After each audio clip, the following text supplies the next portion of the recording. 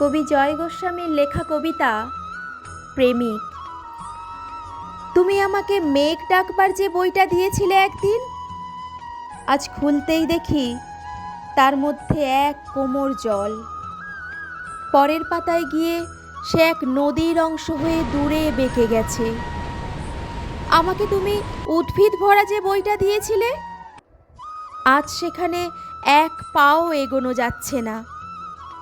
এত জঙ্গল, গাছগুলো এত বড় হয়েছে যে মাটিতে আলো আসতে দিচ্ছে না। তুমি আমাকে ঝর্ণা শেখবার যে বইটা দিয়েছিলে, আজ সেখানে মস্ত এক জলপ্রপাত লাফিয়ে পড়ছে সারাদিন।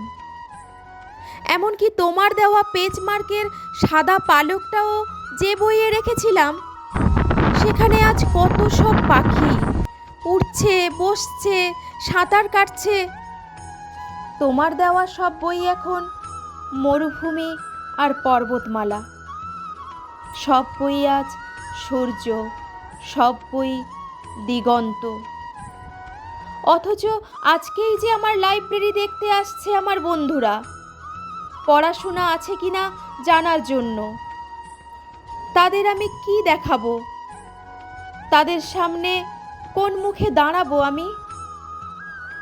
তাদের সামনে কোন মুখে দাঁড়াবো আমি?